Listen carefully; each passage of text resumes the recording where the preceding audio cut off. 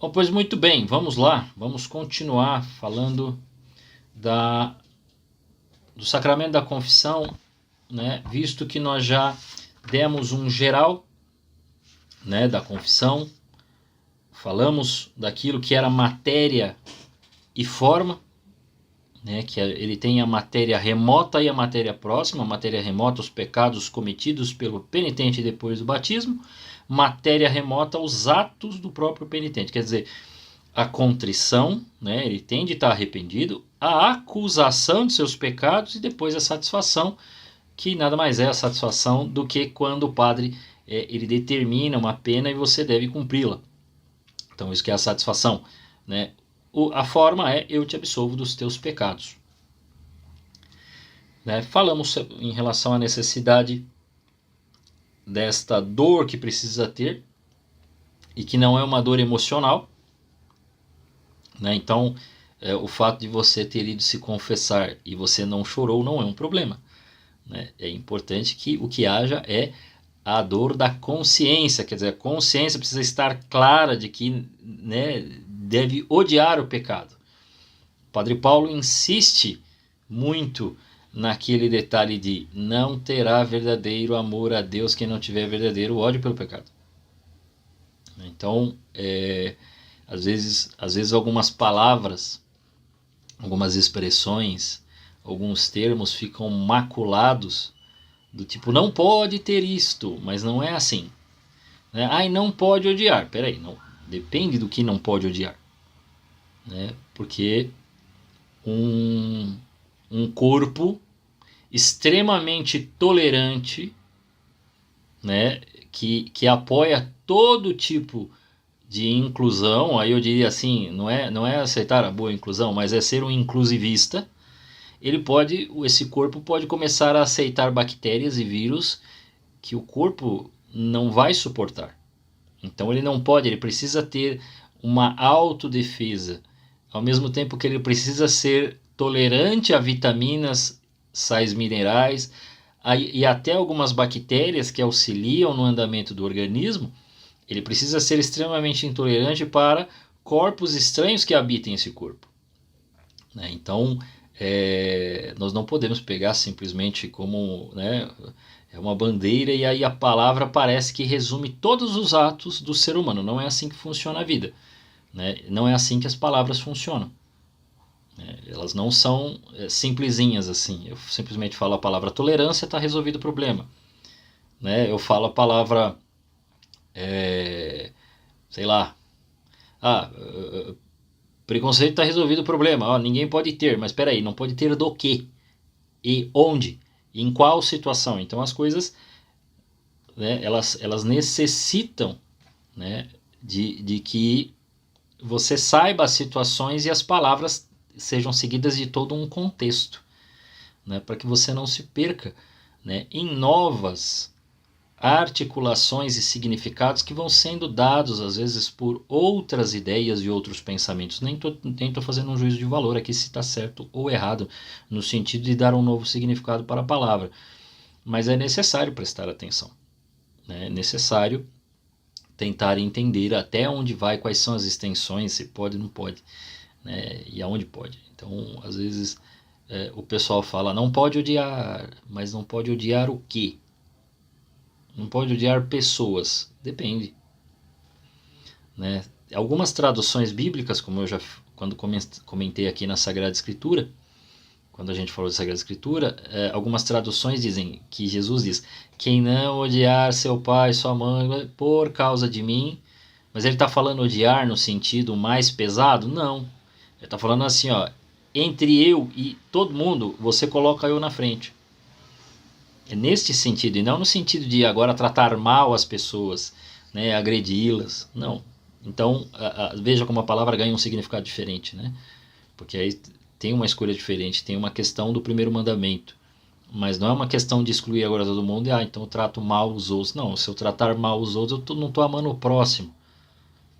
Mas em virtude de uma escolha entre Deus e o próximo, é Deus que ganha. Porque o próximo às vezes não quer Deus. Por mais próximo que ele possa ser. Deus não pode perder, Deus tem que vencer sempre. Então, a vida fica mais complexa, eu sei, porque aí o significado das palavras é mais difícil de compreendê-lo, mas ele é necessário para que a gente possa fazer uma boa confissão. Veja, se você não sabe o significado das palavras, se você não entende o que você está dizendo, como você vai dizer algo para o padre? O que é que você está confessando para o padre? Entendeu? Então, isso é importante. Feito o ato, né, a acusação, o ato de contrição, né, o exame de consciência, compreendendo a necessidade, né, dessa questão, eu preciso ter um propósito. O que é propósito? O propósito é uma vontade determinada de nunca mais cometer o pecado e de empregar todos os meios necessários para o evitar. Né? Nós falávamos na semana passada daquela dificuldade que, na maioria das vezes, o que a gente vai confessar não é outro pecado. Na maioria das vezes a gente vai confessar o mesmo pecado. Mas é necessário que se comece a perceber de onde ele está vindo. Né? Então, não pode haver justificativas, nem da nossa parte, nem, infelizmente, às vezes eu vejo, né, de padres religiosos, outros, que às vezes, por conta da dificuldade humana natural, e a igreja entende isso, gente, de que realmente é uma luta aqui dentro de nós. Né? O padre não vai sair dizendo para você, mas de novo isso aí, não. O padre quer lutar junto com, né?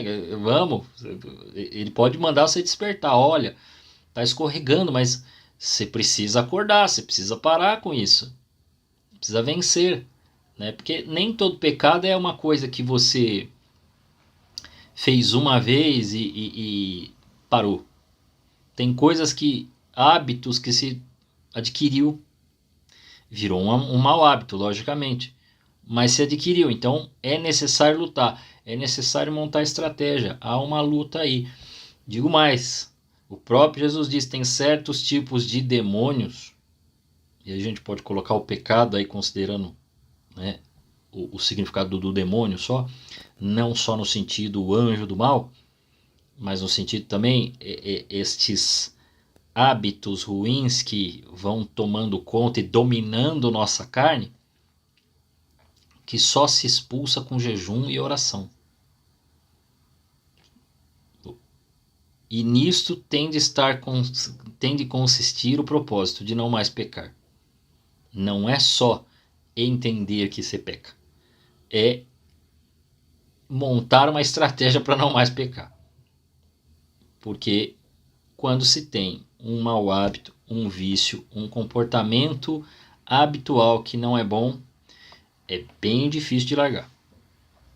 Todos nós temos, cada um tem um, né, que sabe onde o calo aperta e que ele é difícil, mas é necessário empregar todos os meios necessários para evitá-lo. Então é uma luta mesmo, gente. Tá? Então, né, quando me foi perguntado semana passada, mas olha, mas a gente faz e aí? E aí que vai ter que montar a estratégia para lutar. Né? Nem que para isso, como até quando analisamos alguns pecados, eu não sei se acho que cheguei a comentar, alguns dos pecados capitais, como por exemplo a ira, a preguiça, né, a vaidade, o orgulho, é até o fim da vida. Gula, talvez você o supere. Luxúria, talvez você vença. Avareza pode ser superada, mas quando o negócio vai para níveis mais baixos ali, eles são mais profundos, eles mexem com coisas, mas assim, tanto que, talvez, não sei se já disse isso, mas aqui é extremamente importante que eu diga isso. Pessoas que começam realmente a entrar num caminho interior de oração, né, de espiritualidade, começam a ter ataques espirituais muito mais profundos. Por quê? Porque o inimigo já não consegue atacar essa pessoa com esses pecados brutos de luxúria, avareza, não. O cara é desapegado. pessoa não, né, questão sexual tá equilibrada, questão alimentar, não tem vício de droga. Não. Mas já ouvi isso de padres, devo ter lido em algum lugar também, entre um santo e um louco é uma linha tênue. Então é muito fácil para alguém que está entrando num caminho de santidade cair profundamente no caminho do orgulho. E ao invés de se tornar aquele santo maravilhoso, aquela mulher bem-aventurada, se torna um louco. Por quê? Porque o orgulho é muito sutil. A vaidade. Então essa passa a ser uma luta muito mais profunda, muito mais intensa e que talvez não é vista por nós. Talvez quem olha para aquela pessoa vai dizer, uma pessoa boa. Não, talvez o homem esteja ou a mulher esteja realmente numa vida de santidade, você nem percebe. Leandro, não é possível. É possível sim. Santa Teresinha do Menino Jesus, depois que morreu, começaram os boatos, burburinhos, comentários e aquela coisa toda e aquela comoção. O pessoal queria saber quem era. Não, precisamos ir atrás da biografia dessa moça. Foram no convento, chegaram, a madre falou assim, mas Teresa era uma moça normal, se você quer pessoas com essas características, praticamente todas as freiras aqui são. Para você ver que, né, às vezes são coisas tão minuciosas, né, que a santidade, às vezes o pessoal pensa que são atos tão heróicos. Santa Teresinha, quem leu o livro dela, é uma pessoa comum. Mas assim, de uma sabedoria de palavras e de um comportamento interior de entrega a Deus que é muito mais profundo. E aí, quando isso é verificado e analisado, eles falam, tá. É porque nos hábitos fazia a mesma coisa que as outras feirinhas. Né? Quais eram as obrigações dela lá no convento? Era esse. Ela fazia o que todo mundo fazia. Não pôde fazer mais quando ficou doente. Então, aqui é que a coisa, depois que ela vai entrando na luta, ela vai se tornando uma luta mais profunda, né? Mais minuciosa. Essa é a luta interior. É aí que tem que chegar. Que condições para resolução, né, de propósito, para ser um bom propósito? Ela tem que ter 3 condições. Ela tem que ser absoluta, universal e eficaz. Por que absoluta? Ele tem que ser sem condição alguma de tempo, de lugar ou de pessoa. Quer dizer, não importa onde vai ser. Tem que ser absoluto, tem que ser total. Universal. Bom propósito deve ser universal. Devemos ter a vontade de evitar todos os pecados mortais, tanto os que já tenhamos cometido no passado, como os que poderíamos cometer ainda. Então, essa é a luta, né? Ter a vontade de evitar tudo. E o bom propósito deve ser eficaz? Sim.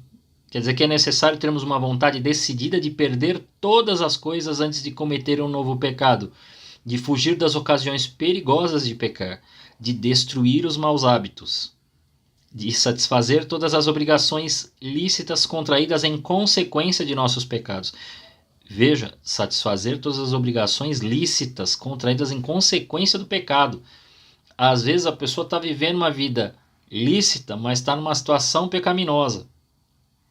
A gente vê, às vezes, uns atos de renúncia gigantesco, né? Parece que tem um rapazinho aí que cantava funk, né? E é claro que não é, mas isso é a minha opinião. Às vezes funk me parece que é um pecado em si, não só musicalmente, mas mas principalmente por conta do que se canta das letras. E um rapaz renunciou, mas parece que agora não está ganhando nada, está tendo até dificuldades financeiras. Mas a Sagrada Escritura fala que é melhor um pão seco e velho, mais abençoado por Deus, do que viver na corrupção. E aí corrupção, entenda, não só a corrupção financeira, né? Mas aquilo que corrompe a alma, né? Que faz você perder a vida eterna. Musicalmente eu não gosto. Então, mas ainda assim, até onde sei, o pecado aí estaria por outros motivos, não pelo som. né? Ainda que,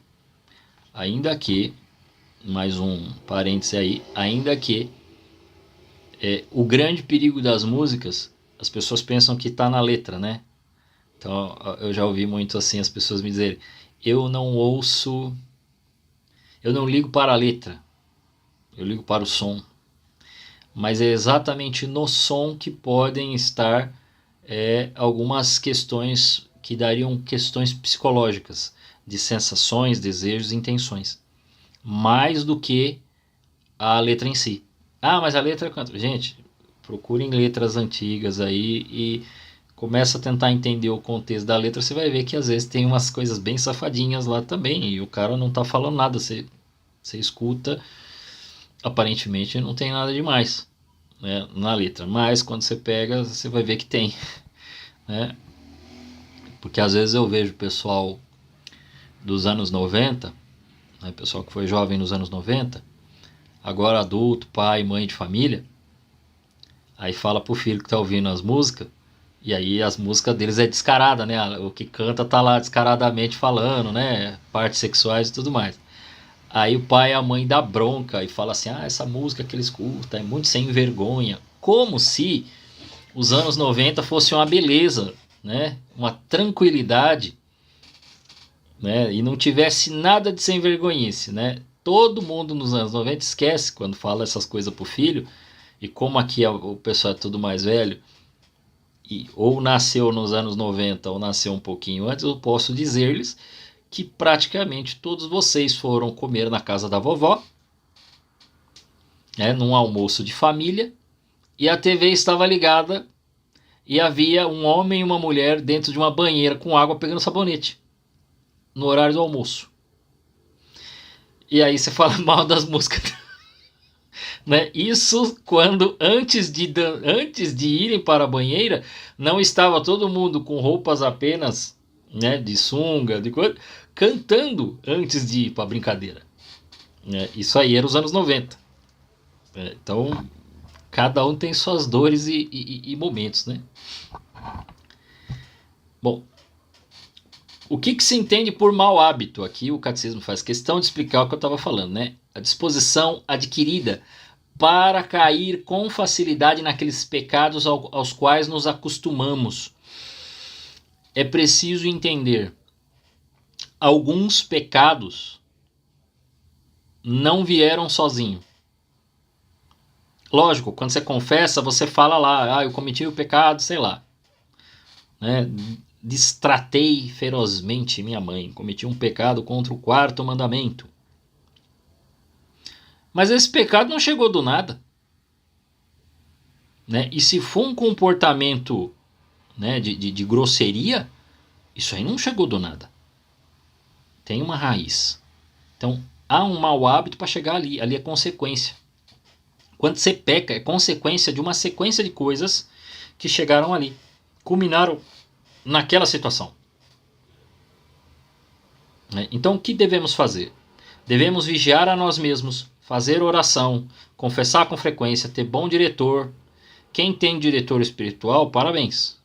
Eu disse, é difícil, mas se você tem, permaneça, né? É que eu tinha falado algumas semanas atrás da dificuldade de ter diretor, mas quem tem, permaneça. Mas de qualquer forma, se não tem um diretor espiritual, pelo menos um confessor, alguém que você vai lá e se confessa, né? E aí aos pouquinhos, assim, você vai vendo se o padre tem mais tempo hoje, mais tempo amanhã, e você vai podendo falar um pouco mais ou explicar melhor, e o padre vai entendendo o contexto. Não tem problema, mas o padre vai lembrar, mas é melhor que ele lembre, né? A gente não tem vergonha na hora de pecar, mas tem vergonha na hora de falar o pecado. Tem vergonha, né? O padre ali está representando nosso Senhor Jesus Cristo. Ele não tem, ali ele tem o dever de absolver. Ele pode te exortar, mas ele não está te condenando. Ele está querendo a sua salvação, né? Então, ponha em prática os conselhos e os remédios se ele propuser, né? Mesmo na confissão, às vezes os padres dão alguns conselhos, ouve, né? Uma vez, isso eu passei a fazer até de ensinamento de outras pessoas, né? De confessores, né? De outras pessoas de mais idade, mais sábias, né? E aí disseram o seguinte: às vezes pode parecer que o padre está dizendo para você não tem nada a ver. E uma vez eu fui me confessar, eu tive a sensação de que o padre não entendeu o que eu disse. E ele me deu uma exortação que eu achei até um pouco além. Mas eu falei, pera, ao invés de agora eu ficar me questionando, deixa eu ver se alguma coisa ali, na hora que ele foi além, se realmente eu não faço um pouco disso. Ao invés de eu ficar, ai, mas ele me xingou do que não devia. Não, peraí, mas eu não sou tão digno assim, e eu sou pecador mesmo, então deixa eu atribuir a mim esta coisa, ainda que não fosse, esta acusação, ainda que não fosse. Porque eu fui pedir perdão e ele deu absolvição. Então eu vou acolhê-la para que, se surgir este pecado, que eu não o cometa. E eu já tinha ouvido isso de outras pessoas orientando para se fazer isso. Ah, padre, parece que você cedeu, mas peraí, você cedeu como? Bom, ele não me bateu, né? Mas ele me exortou, me parece que eu não cometi esse pecado, porque não foi isso que eu falei. Beleza. Mas atribua também para você, bom, eu não estou valendo muito mesmo, minha cotação no dólar está baixa, então peraí, deixa eu ver. E atribui para você, assume.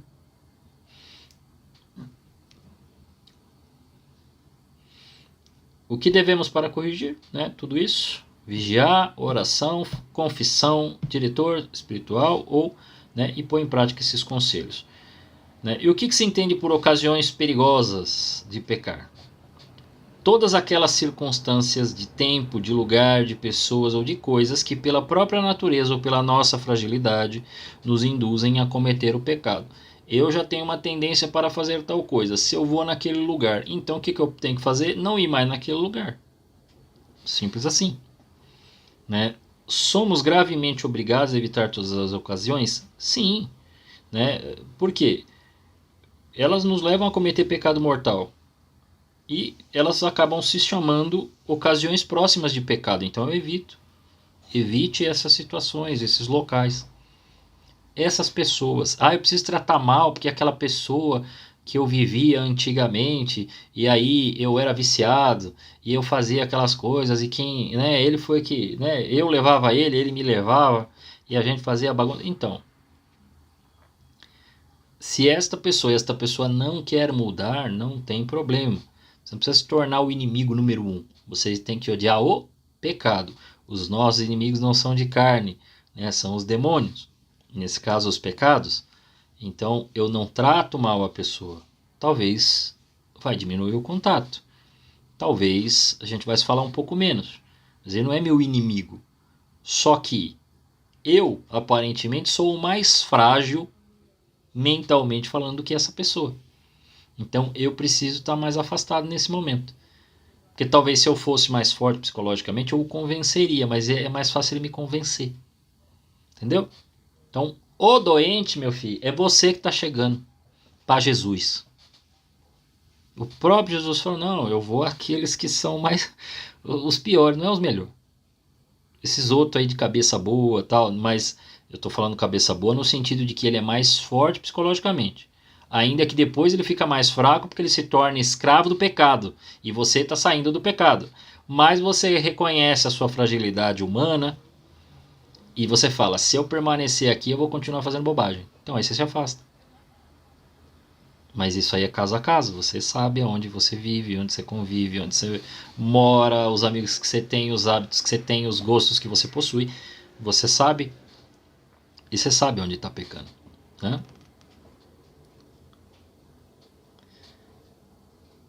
Que deve fazer quem não pode evitar alguma ocasião de pecado? Quem não pode evitar alguma ocasião de pecado, diga ao confessor esta situação e siga os conselhos dele. Né? Você está numa situação que está difícil, sei lá. Né? Tá num local de trabalho, você tem a necessidade de trabalhar e aquilo está causando uma situação que você não está conseguindo se livrar daquilo. Vai para o confessor e fala. Leandro, você tem resposta? Eu não. Padre, vou falar com o padre. Né? Se eu fosse padre, talvez eu ia sugerir alguma coisa. Né? Mas essas situações muito mais profundas aí suas, é com o padre. Ok? Que considerações nos auxiliam a fazer o propósito?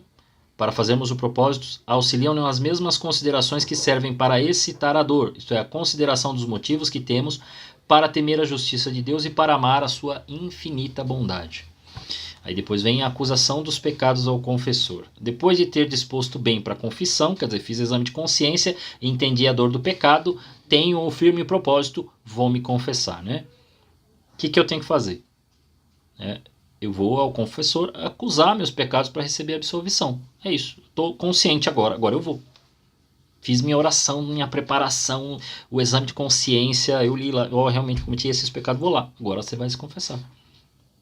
Somos obrigados a confessar todos os pecados mortais. E se você lembrar de algum venial que está ali, que não pertence aos 10 mandamentos, mas que você sabe que vem te incomodando, você fala também. As qualidades que tem que ter a acusação dos pecados são 5. Tem que ser humilde, íntegra, sincera, prudente e breve. Humilde quer dizer que o penitente deve acusar-se diante de seu confessor sem altivez de ânimo ou de palavras, quer dizer, sem dar desculpa. Eu fiz isso por causa daquilo. Não, você fez, ou você cometeu o pecado. Né? Mas com sentimentos de que um réu que reconhece sua culpa e comparece diante do juiz. Íntegra quer dizer que se deve confessar com as circunstâncias e os seus números todos os pecados mortais cometidos desde a última confissão bem feita e dos quais se tem consciência. Eu já vou dar um exemplo prático disso. Né? Quais são as circunstâncias que se deve dizer para que a acusação seja íntegra? Né? Deve-se acusar as circunstâncias que mudam a espécie do pecado. E quais são as circunstâncias que mudam? Aquelas pelas quais uma ação pecaminosa de venial se torna mortal, quer dizer, cometeu tantas vezes o pecado venial que caiu no mortal. Aquelas pelas quais uma ação pecaminosa contém a malícia de 2 ou mais pecados mortais. Então, essas duas coisas aí. Né? Quando a ação pecaminosa já tem a malícia para cometer o pecado. Um exemplo de circunstância que torna, né, que possa tornar mortal um pecado venial. Quem, para se desculpar, dissesse uma mentira da qual resultasse um dano grave para o próximo, deveria manifestar essa circunstância que muda de mentira oficiosa em mentira gravemente nociva. Então ela era um pecado menor que não prejudicaria ninguém, ela se torna um pecado grande. Um exemplo de circunstância pela qual uma e a mesma ação contém malícia de 2 ou mais pecados. Por exemplo, quem tivesse roubado uma coisa sagrada deveria acusar a circunstância que acrescenta o furto à malícia do sacrilégio. Entendeu? Então, a pessoa quando vai lá para confessar, ela fala o pecado, no caso aqui. Padre, eu roubei. Imagina que vergonha, né? Roubei. Padre, roubei. Então, pequei contra o 7º mandamento. Eu cometi o ato de roubar. E aí a pessoa diz o agravante. Qual é o agravante? Padre, além de eu ter roubado, eu roubei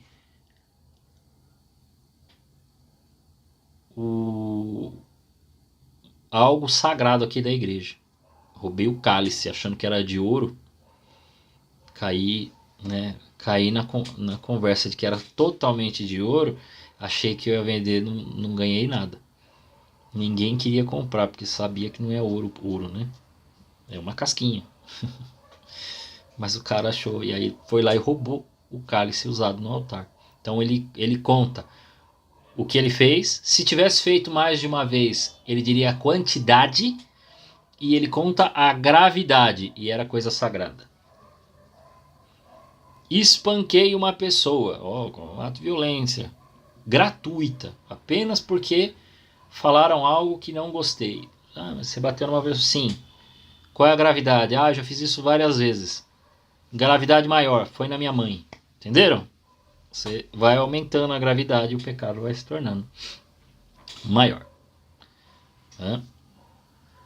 E se uma pessoa não tem certeza de ter cometido o pecado, ela pode confessar? Ela não é obrigada a confessar, mas se quiser acusar, deverá acrescentar que não tem certeza. Porque pode ter acontecido, você pode ter dúvida. Você pode ter dúvida de algum pecado, de alguma situação. Por exemplo, você pode está em algum local, ter viajado, e de repente houve naquele momento uma impossibilidade de ir para a igreja. Mas não era impossível ir para a igreja, você entende? Houve uma impossibilidade naquele momento. Putz, não dá para ir, sei lá, tá chovendo horrores. Mas não era impossível de ir, você poderia dar um jeito. Então você cometeu um pecado. É porque você não foi na missa, a missa é de preceito. Né? Então há um pecado aí. E aí você não sabe, você pergunta para o padre, aí o padre te explica. Né? Então estou dando esse exemplo aqui. Quem deixou de confessar por esquecimento um pecado mortal ou circunstância necessária, fez uma boa confissão? Quem deixou de confessar por esquecimento, tipo, esqueceu ali no meio da confissão, esqueceu de falar um pecado, né? Ou uma circunstância necessária, fez uma boa confissão. Fez uma confissão ruim. A pessoa começou a falar os pecados, contar as coisas, esqueceu. Um detalhe. Contanto que tenha empregado devida diligência no exame de consciência. Quer dizer, você fez o exame de consciência e falou, eu fiz isso, isso e isso. Putz, grilo, ó, isso aqui eu fiz, tal, fez todo o exame de consciência, eu vou chegar, eu vou contar pro padre, tá arrependido. Chegou, contou, mas esqueceu um deles. Contou a história, deu o contexto, falou um, falou outro e não contou o outro. Esqueceu. Não recebeu o perdão? Recebeu o perdão, porque você já estava arrependido e o pai te deu a absolvição e você só não disse, mas inconscientemente você estava ali. Né? Não é não falar por omitir. Se eu me omito, aí eu não estou confessando. Mas esqueci. E já, não sei se já aconteceu com algum de vocês, mas já aconteceu de eu contar os pecados e tal, eu esqueci um. Depois, putz, agora. Né? E aí, se um pecado esquecido volta depois à lembrança, a gente é obrigado a confessar? Bom, somos obrigados, sim. Né? Então, esqueceu naquele dia, voltou para confessar. Ó, padre, da outra vez era para eu ter falado, acabei esquecendo. Aí você conta o pecado, tá bom? Quem por vergonha cala voluntariamente na confissão, né? Aí não, aí é um pecado na confissão, porque a pessoa não está dizendo, né? Ele profana o sacramento, porque está achando que ele vai enganar quem? Vai enganar o padre? Primeiro que o padre não sabe, segundo que Deus sabe, porque Deus viu. Né? Então está se enganando, né? Ele é réu de gravíssimo sacrilégio, quer dizer, cometeu mais um pecado agora, porque ainda quis se omitir e está achando que está enganando alguém, e Deus está vendo, né? Aí quem ocultou culpavelmente algum pecado mortal na confissão deve expor ao confessor o pecado ocultado, dizer em quantas confissões depois ele ocultou e repetir todas as confissões desde a última. Quer dizer, aí você tem que lembrar todos os pecados, porque você anulou todas as outras confissões. Olha que coisa terrível. Né? Quem vir tentado a calar um pecado grave deve considerar que não teve vergonha de pecar na presença de Deus, que vê tudo, ó, que eu estava falando lá anteriormente. Que é melhor manifestar os pecados ao confessor em segredo do que viver inquieto no pecado, ou ter uma morte infeliz, e por isso ser envergonhado no dia do juízo universal. Juízo final não vai ter fuga. Em face do mundo inteiro. Não contei meu pecado, O padre me deu absolvição, ele tá achando que tá lá abafando, mas ele tá em pecado. Quando chega no juízo final, todo mundo vai saber. Que o confessor, ele é obrigado ao sigilo sacramental. O padre não pode falar o seu pecado, viu, gente? Sobre pecado gravíssimo. Ele pode perder perde tudo. Inclusive, deixa de celebrar e tudo mais. Com a ameaça de severíssimas penas temporais e eternas. Então, não é tão simples assim.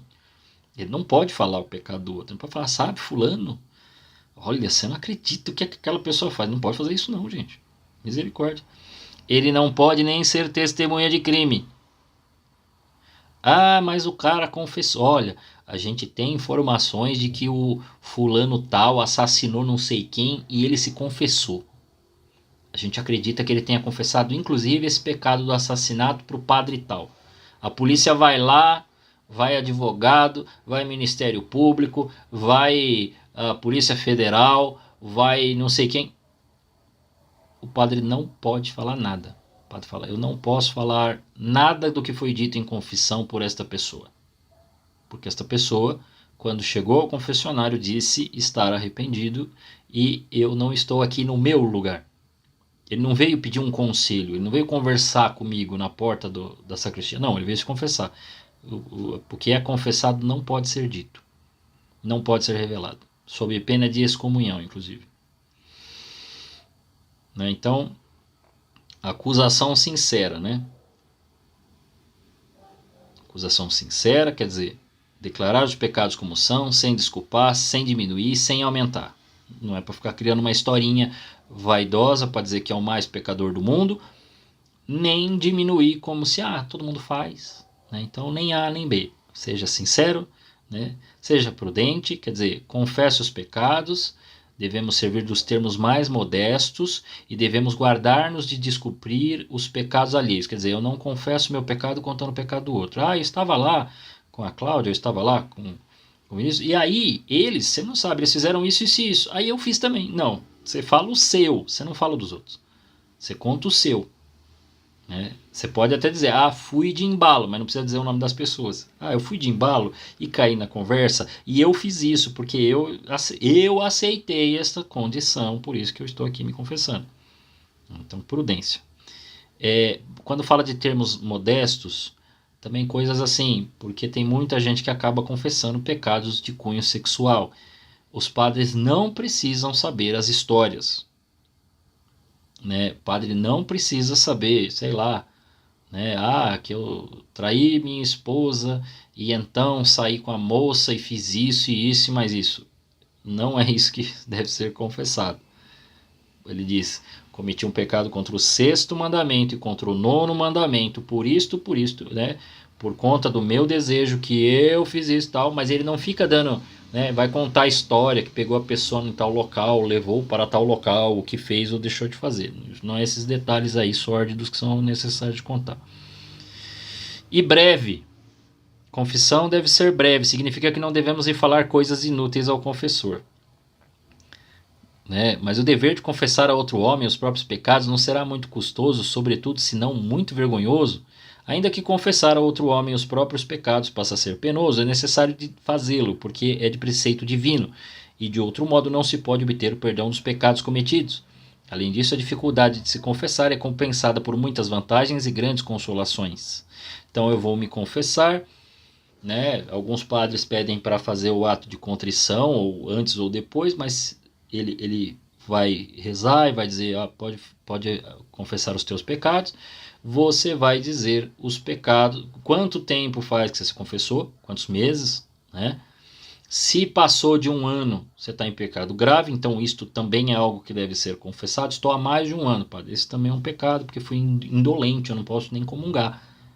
Né? Então estou cometendo aí uma indolência.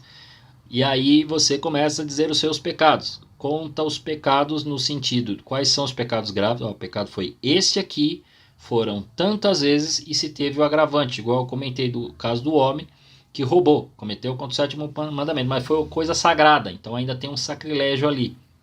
Entendeu? Então isso deve ser dessa maneira, deve ser confessado. Sem ficar contando muita história, só conte a história às vezes se o padre precisa do contexto para ele poder entender o pecado. Então aí você rapidamente explica, sem ficar detalhando demais a história, não precisa contar a história, não precisa nem chorar, né? Mas eu digo chorar no sentido, porque às vezes a pessoa chega chorando, mas eu digo assim, é necessário explaná-lo sem coisa, e muitas vezes também até por caridade, porque dependendo de onde você vai se confessar, a fila é imensa, né? Eu brinquei, não sei se falei aqui, que fui me confessar na catedral, e ali é digno de fila de parque de diversões, né? De tanta gente que tem. Então você vai se confessar, mas tem muitos padres, sim, mas mesmo assim você fica ali pelo menos 1 hora, então seja caridoso com o próximo, né? A confissão breve, fazer isso, né? Sem ficar falando demais. E vamos lá, né? Bom, aqui está dito, né? Eu comentei um pouco do que foi, do que a gente costuma fazer. Em alguns casos o padre pede para a pessoa rezar e ele vai, né, vai ouvir, né, vai ouvir com respeito o que o padre disser, vai aceitar a penitência que ele der e vai cumprir essa penitência enquanto ele dá absolvição, renovar o ato de contrição. Em alguns casos eles pedem e rezam junto com você, tá bom? Depois de recebida a absolvição, é agradecer ao Nosso Senhor, cumprir o mais rápido a penitência que ele pede para você cumprir. Na maioria das vezes é um Pai Nosso, 3 Ave Marias, rezar Salve Rainha, rezar o terço, alguma coisa assim. Pedem muito mais que isso não. E põe em prática o que o confessor lhe orientar. Né?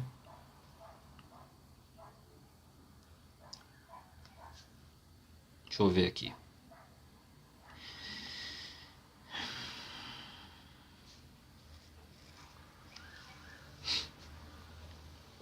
Ó, veja. Sobre a absolvição. Os confessores devem dar absolvição somente àqueles que julguem bem dispostos a recebê-la. Então, quer dizer, o padre pode perceber que a pessoa não está em condição. A pessoa pode chegar e falar alguma coisa nada a ver, né? E ele achar estranho aqui. Os confessores não só podem, mas devem diferir ou negar a absolvição em certos casos, para não profanar o sacramento. Quer dizer, ele percebendo que a pessoa está se confessando por algum ganho ali, mas depois vai voltar para o pecado, ele pode não dar. Como eu contei para vocês semana passada, de que eu já vi isso. Os penitentes, né, que devem considerar mal dispostos são principalmente, o padre vai perceber isso, aqueles que não sabem os mistérios principais da fé ou não se importam com aprender os pontos da doutrina cristã que são obrigados a saber conforme seu estado. Então, quer dizer, você precisa saber o que você crê. Senão, como é que você vai confessar? O que você está indo lá? Não tem como. Né? Mas tem quem diz que vai, né? Aqueles que são gravemente negligentes em fazer exame de consciência ou dão sinais de dor, não dão sinais de dor ou de arrependimento. Chega lá e tá nem aí. Tá, claro que tem que confessar, eu vou confessar, né? Porque senão depois minha mulher enche o saco. Tá? Tem gente que é assim, viu? Minha mulher enche o saco. Aí depois vão perceber, não. Então ele vai quase por né? Ou por uma obrigação, por uma mentalidade meio que é supersticiosa, do tipo, se eu não fizer isto, as pessoas vão olhar e vão ver que eu sou um pecador, né? Vão ver um pecado. Como é que você vê isso? Né? E eu vou ter o azar. Vai ter azar do quê, filho? Você já caiu, já. Não tem outro azar, não. Isso aí já é azar, já. Aqueles que não querem restituir as coisas alheias ou reputação roubada. Né? Tem muito pecado que às vezes o pessoal pensa que basta ter se confessado. Pecado de roubo tem de haver restituição. Pecado de honra tem de haver restituição. Né? Recentemente, aí a gente fala porque é uma questão que se tornou pública e notória, de um rapaz que se alega católico e estava assediando as mocinhas por conta de sua profissão. Profissão que tem uma ação popular, então ele mandava recado para essas moças, as moças mandavam recado para ele, só que elas estavam tentando contratar o profissional, e ele de graça com as meninas, mandando até nude. Aí descobriram, o cara foi exposto. O que ele fez? Pediu perdão na internet para as pessoas que o seguem. Não pediu perdão para as moças. Não houve reparação de honra. Ele não reparou nada, ele não fez nenhuma reparação. Ele deu um jeito de pedir perdão para o seu público, para menos de 72 horas depois estar vendendo o curso para esse pessoal. Então, isto é um absurdo. Não houve restituição de honra, não houve arrependimento, porque isso não é arrependimento, gente. Vocês me desculpem. Não dá. Para eu, sabendo que sou fraco, aí agora eu dizer assim, eu caio, aí eu falo assim, olha, vocês que também estão me seguindo, mas entendam assim, vamos então, a partir de agora, né, que eu caí, meditar juntos. Aí vocês me seguem, continuem me seguindo, porque como eu caí, eu já aprendi. Então agora eu posso ensinar isto também para vocês. Quer dizer, o cara reverteu o erro que ele cometeu para ganho próprio. Ou seja, ele caiu para cima, né? E ainda criou um grupo separado no WhatsApp, porque não ia falar tudo lá, e logo depois já estava vendendo seu curso por, sei lá, 60, 70 reais. E um monte de gente entra naquilo. Então isso aí é complicado, não tem de haver reparação. É obrigatório ter reparação. Aqueles que não perdoam de coração seus inimigos, aqueles que não querem empregar os meios para se corrigir dos maus hábitos, né? O padre percebendo que a coisa, na verdade, está assim repetindo e a pessoa não se emenda, o padre precisa conversar. Ele vai dar absolvição? Dependendo das respostas da pessoa, dependendo de sentir que, opa, peraí filho, você precisa dar prova de luta aí, senão não dá, não podemos avançar. Aqueles que não querem fugir das ocasiões próximas de pecado. Mas não tem excessivo rigor da parte do confessor em diferir a absolvição do penitente que ele não julga ainda bem disposto? Não. Não há excesso de rigor no confessor que difere da absolvição de tal penitente porque não julga ainda bem disposto. Há antes caridade, pois procede como um bom médico que tenta todos os remédios, ainda os desagradáveis e penosos, para salvar a vida do doente. O pecador a quem se difere ou se nega a absolvição não deve desesperar ou afastar-se inteiramente da confissão, mas deve humilhar-se, reconhecer seu estado deplorável, aproveitar os bons conselhos que o confessor deu e pôr-se o quanto antes em estado de merecer a absolvição. O padre pode falar, olha, nós vamos continuar essa absolvição na semana que vem. Eu vou te dar a absolvição na semana que vem, mas eu quero ver sua luta. Na semana que vem você chega aqui, a gente conversa novamente. Como eu já ouvi padres falando que já fizeram isso com alguns. Por quê? Porque a pessoa, até um certo ponto, ela fala e realmente está arrependida. Mas por dentro ainda tem uma pequena luta ali que tem uma safadeza. Fala, não. E aí ele precisa lutar. O padre precisa dar esse corte na pessoa para ela dar essa despertada. O que deve fazer o penitente quanto à escolha do confessor? Quer dizer, a escolha do padre aí. Deve encomendar-se muito a Deus para escolher um confessor piedoso, douto e prudente. E deve depois entregar-se às suas mãos e submeter-se a ele como seu juiz e médico. Quer dizer, entregar-se ali ao padre. Deixa eu dar uma olhada aqui numa coisa. Tá faltando uma parte aqui, que é da satisfação e penitência. E a outra parte eu vou deixar para a semana que vem. Mas eu preciso terminar e falta 1 minuto, eu acho, para cair a nossa... É isso mesmo, vai terminar em breve. Então, eu gostaria que vocês voltassem para a gente finalizar essa parte que falta a questão da satisfação ou penitência, né? Aí eu quero completar isso, que é a penitência sacramental. E aí a gente completa, porque eu vou explicar as obras de penitência. E como no mês que vem também já começa a quaresma, as obras de penitência vão ficar bem mais claras para todo mundo. E também nisto também consiste em que eu vou dar uma outra visão sobre esses atos, sobre essas obras de penitência, tá bom? Então, eu mando o link para vocês retornam e a gente continua. Então, assim, a satisfação também se chama penitência sacramental. É um dos atos do penitente, com o qual ele dá certa reparação à justiça divina pelos pecados cometidos, quando ele põe em prática aquelas obras que o confessor impôs. Então o padre vai dar alguma orientação para você do que você tem que fazer para não mais pecar e vai dizer, agora vai lá na frente do sacrário, reze. Então isto também faz parte da satisfação. É obrigatório aceitar a penitência que o confessor impõe, se pode cumprir. Se não pode cumprir, deve dizer humildemente ao mesmo confessor e pedir outra. Porque às vezes, dependendo do que o padre disser, é difícil isso acontecer, mas poderia ser alguma coisa muito complicada. E aí, putz, padre, eu não tenho como fazer isso, sei lá. Aí você fala humildemente para ele, dependendo do que foi feito. Quando que se deve cumprir a penitência? O quanto antes deve se fazer de modo diligente, para cumprir em estado de graça, quer dizer, acabou de se confessar, já cumpri-la. E como que se deve cumprir? Na integridade com devoção. Por que se impõe uma penitência? Impõe uma penitência porque, de ordinário, depois da absolvição sacramental que perdoa a culpa e a pena eterna, resta uma pena temporal por pagar neste mundo ou no purgatório.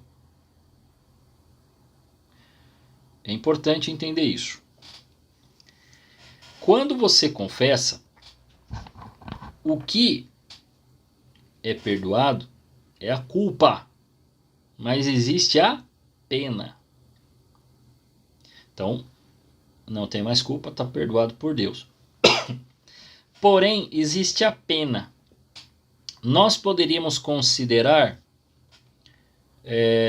dar um exemplo bobo aqui, né? Uma pessoa que, diante de uma madeira, dá várias machadadas. Então, cada uma dessas machadadas na madeira é o pecado. Quando ele percebe que aquilo está errado, ele para de jogar o machado ali. Só que ficaram as marcas. Então, estas marcas é a pena sofrida, que precisa ser restaurada. Essa madeira está toda lascada agora, por conta das pancadas levadas. Então, ela está muito ferida, ela precisa ser curada. Da mesma forma, se vocês olharem, né, o nosso Código Penal, para cada crime, quer dizer, uma culpa, existe uma pena a se cumprir. Então, isso aí precisa ser cumprido. Então, por que razão quis nosso Senhor perdoar no sacramento do batismo toda a pena, quer dizer, a pena e a culpa no sacramento do batismo, quer dizer, a pessoa adulta batizada, tudo que ela fez é limpo, pena e culpa. E no sacramento da penitência não.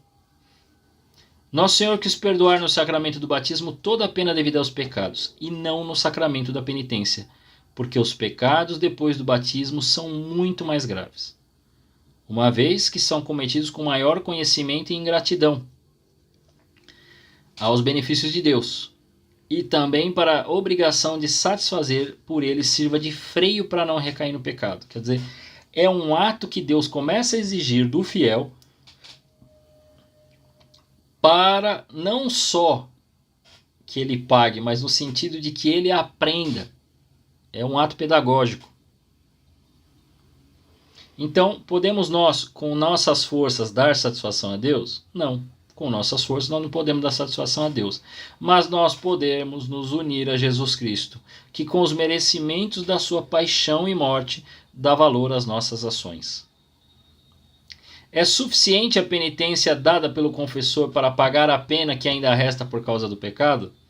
A penitência que dá o confessor não é de ordinário suficientemente para pagar a pena devida. Pode ver que às vezes você fez um pecadão, o padre fala no Pai Nosso, 3 Ave Maria, tá tudo bem, né? Então ela não é devida. Por isso, deve-se fazer a diligência por supri-lo com outras penitências voluntárias. Mas, Leandro, então eu ainda teria que fazer certas penitências para corrigir e educar a minha carne? Sim. Porque apesar de estar perdoado e eu estou em estado de graça, quem está em estado de graça, se morrer, está salvo. Ok? Fechou? Não é isso que a gente já falou até no início lá, quando falamos dos mandamentos, quando eu contei a história do jovem rico? O jovem rico estava salvo. Você cumpre os mandamentos? Cumpro desde a minha infância. Aí Jesus olhou para ele com amor e falou: que bom. Então, vem e me segue. Aí ele ficou triste. Ou seja, ele estava salvo, mas ele ainda não era santo. E só poderá ver a Deus os puros. Só os puros verão a Deus. Está lá, Mateus 5. Os puros verão a Deus. Então nós precisamos nos purificar totalmente. Esse ato de purificação vem nesses atos aqui. E aí a igreja mesmo nos ajuda com as obras de penitência. Quais são elas? Elas se reduzem a 3, tá? Oração, jejum e esmola. isso que eu falei da quaresma. A quaresma está chegando. Não é por acaso, não é do nada que a igreja nos dá 40 dias. 40 dias é exatamente para isto, porque tem pecados que são mais difíceis, a gente tem mais dificuldades, então esse é o momento de correção. Então eu paro de comer alguma coisa, eu faço jejum de alguma coisa, né? Eu passo a deixar às vezes pequenos incômodos no meu dia a dia, né? Até para né, que me deixariam irritado, mas que eu tento trabalhar o meu né, todo o meu comportamento para não me estressar, exatamente para isso, para que eu seja educado. Então, o jejum, a esmola e a oração, eles dão um equilíbrio emocional para você. Não é inteligência emocional. Até porque, quando falam de inteligência emocional, a inteligência emocional nada mais é do que um requentado das 4 virtudes cardeais, que nós já falamos aqui. A gente vai voltar um pouco antes para falar dos 7 dons do Espírito Santo, a gente vai dar um geral, vai falar das virtudes teologais e tal. Mas é isso. Isso aqui é para corrigir o nosso comportamento, né? E para entender que eu, que cometi o pecado grave, me confessei, após a confissão, estado de graça, posso comungar. Mas, tendo cometido muitas vezes o pecado, eu estou marcado, né, pela mancha do pecado ali. Então, não se trata mais da culpa, se trata da pena que tem que ser limpada agora. Então, por isso, agora tem essa questão da satisfação, quer dizer, aquilo que eu cumpri, que o padre pediu, mais esses atos de obras de penitência como oração, jejum e esmola. E aí o que se entende cada um deles? Oração, as espécies de exercícios de piedade.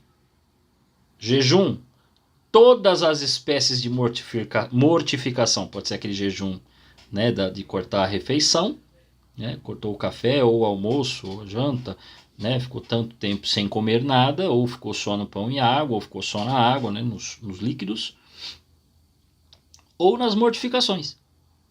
Então isso são formas de jejum. E esmola, toda e qualquer obra de misericórdia espiritual e corporal. Muita gente, quando a gente fala esmola, a primeira coisa que pensa, não está tão errado, né?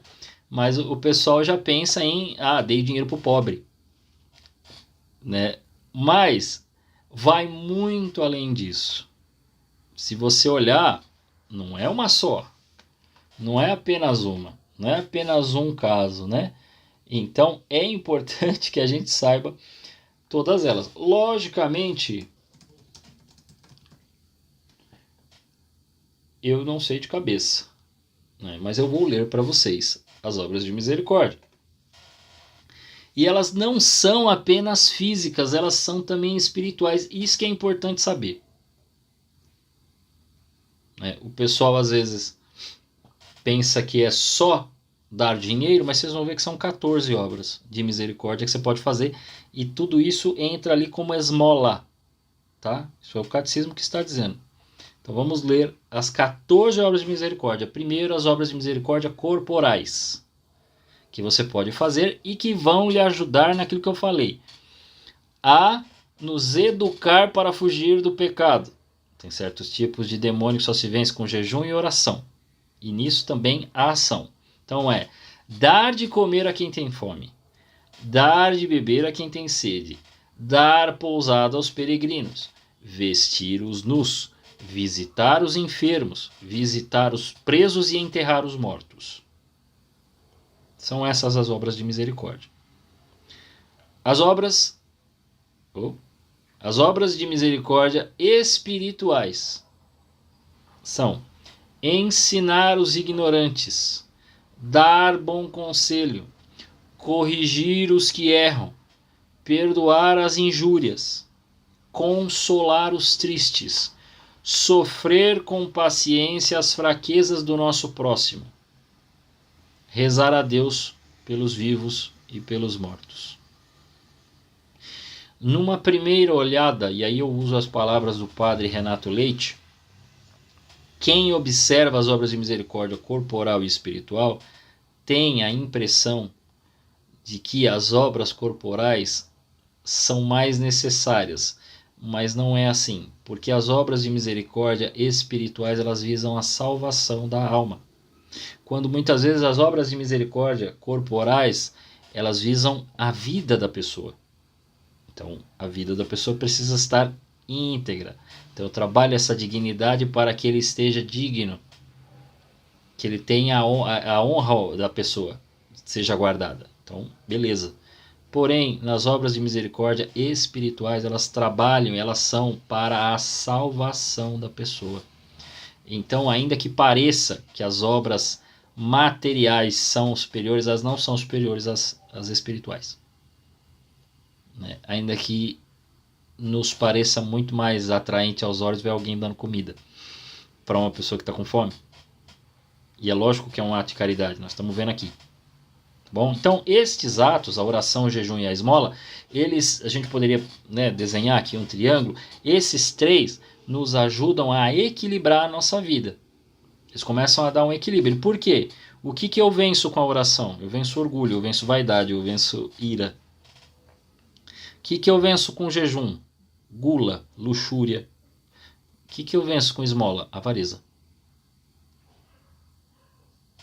Assim, jejum eu venço a ira também, né? Não só o jejum, não só a luxúria e a gula, mas venço a ira também. Venço a preguiça. Porque não a gente falou já, quando falamos dos 7 pecados capitais, quem come demais e tal, se torna mais preguiçoso, né? Quem come pessoas, né? Tem até desenhos, né, de pessoas pinturas, né? Pessoas que comeram demais, estão lá, não aguento mais nem levantar daqui. Né? Ele vai dando um justo equilíbrio. Né? Pessoas que vão reeducando a alimentação vão percebendo isso naturalmente. Né? Não é estranho, né, que não nesse sentido que tem aqui a visão de salvação, mas pode ver como nutricionistas, né, professores de educação física, personal trainer e tudo mais, indicam algumas formas de jejum, orientações alimentares e tudo mais. Às vezes até jejum intermitente. Né?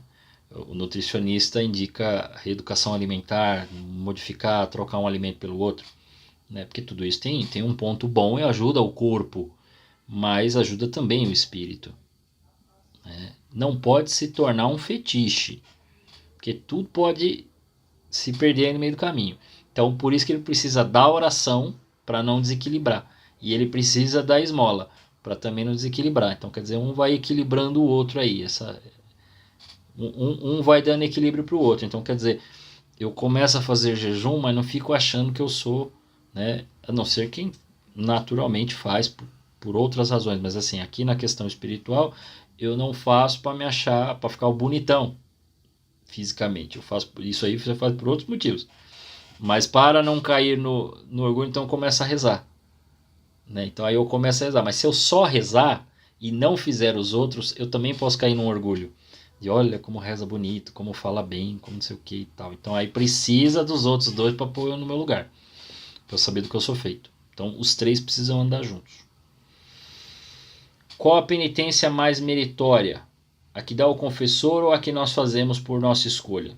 A penitência que nos dá o confessor é mais meritória. Né? Se você tiver um bom diretor espiritual, ele vai dar alguns trabalhos que você precisa fazer para não cair. Né? E recebe maior virtude dos merecimentos da paixão de Jesus Cristo.